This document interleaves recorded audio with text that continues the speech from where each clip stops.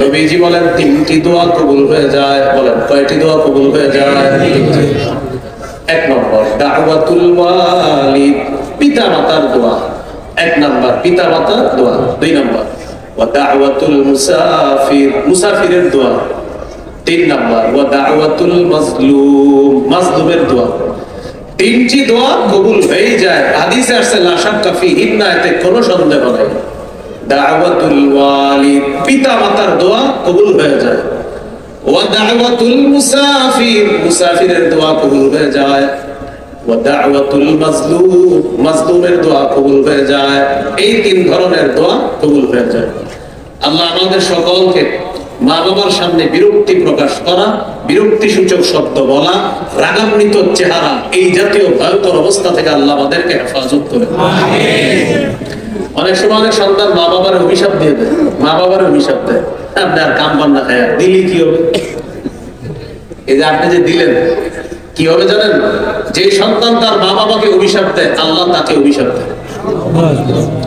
সহিহ মুসলিমের হাদিস, 1978 নম্বর হাদিস, আমাদের মাদ্রাসার পাঠ্যপুস্তক অনুসারে, আর আপনাদের পকেটের উস্তাদ অনুসারে 5018 নম্বর হাদিস। এই হাদিসের মধ্যে আছে আলী রাদিয়াল্লাহু তাআলা আনহুর বর্ণনা। হযরত আলী রাদিয়াল্লাহু তাআলা আনহুকে একজন বললেন, মা কানা নবী সাল্লাল্লাহু আলাইহি ওয়াসাল্লাম ইউসিরু ইলাইকা। আমিরুল মুমিনিন মানুষ বলে, আল্লাহ নবী নাকি আপনার কাছে গোপনে কি জানি বলে গেছে, এই গোপন বিষয়গুলো আপনার কাছে জানতে চাই। এই যুগে বেদাতীরা বলে হযরত আলীকে গোপনে কি জানি নবী বলে গেছে। আলী রাদিয়াল্লাহু তাআলা আনহু জবাব দিলেন, এই কথা তোমারে কে বলছে? বলতেছেন যে হযরত আলী ধমক দিয়ে বললেন, না নবীজি আমাকে গোপনে কি বলবেন? হযরত আলী জবাব দিলেন, মা কানা নবী সাল্লাল্লাহু আলাইহি ওয়াসাল্লাম ইউসিরু ইলাইয়া ইয়াকতুমুন নাস। মানুষের কাছে আড়াল করে নবী আমাকে এমন কিছু গোপনে বলে নাই, তবে এতটুকু আমার মনে হয় যে নবী আমাদের চারটা কথা বলছিলেন, সেটাও আর গোপন নাই, এই যে আমি এখন তোমাদেরকে বলে দিচ্ছি। হযরত আলী রাদিয়াল্লাহু তাআলা বললেন, নবী আমাকে মানুষের থেকে আড়াল করে কিছু বলে নাই। গায়রা আন্নাহু হাদাসানি ফি, নবীজি আমাকে বলেছেন কালিমাতিন আরবাঈন, চারটা কথা বলেছেন আমাকে, যে কথাটা আমার মনে হচ্ছে আমাকে আড়ালে বলেছিলেন, তবে এখন তো আর আড়াল নাই, এখন এই যে তোমাদেরকে বলে দিচ্ছি। তাহলে বলেন তো একান্তে হযরত আলীকে নবী কয়টা কথা বলছিলেন? সেই চারটাকে আর গোপন আছে না বলে দিয়েছে? বলে দিয়েছে। সাহাবী প্রশ্ন করলেন, ওয়া মা ইয়া আমিরুল মুমিনিন। আলী রাদিয়াল্লাহু তাআলা আনহুকে প্রশ্ন করলেন তার ছাত্র, আমিরুল মুমিনিন, এই চারটা বিষয় কি আপনার কাছে জানতে চাই? আলী রাদিয়াল্লাহু তাআলা আনহু জবাব দিলেন, আল্লাহ নবী বলেন, লাআনাল্লাহ মান লাআনা ওয়ালিদা। ওই ব্যক্তিরে আল্লাহ অভিশাপ দেয় যে ব্যক্তি তার মা বাবাকে অভিশাপ দেয়। চার কথা। প্রথম কথা, লাআনাল্লাহ মান লাআনা ওয়ালিদা। আল্লাহ তাআলা ওই ব্যক্তিকে অভিশাপ দেয় যে ব্যক্তি তার পিতা মাতাকে অভিশাপ দেয়। ওয়া লাআনাল্লাহ মান যাবাহা লিগাইরিল্লাহ। আল্লাহ ওই ব্যক্তিকে অভিশাপ দেয়। দুই নম্বর, চার কথার দ্বিতীয় কথা, আল্লাহ তাআলা ওই ব্যক্তিকে অভিশাপ দেয় যে ব্যক্তি গায়রুল্লাহর নামে জবাই করে, আল্লাহ ছাড়া অন্য কারো নামে যে জবাই করে তাকে আল্লাহ অভিশাপ দেয়। কয়টা হলো কথা? দুইটা। তিন নম্বর, ওয়া লাআনাল্লাহ মান আওয়া মুহদিসা। যে ব্যক্তি কোনো বেদাতীকে আশ্রয় দেয় তাকে আল্লাহ অভিশাপ দেয়।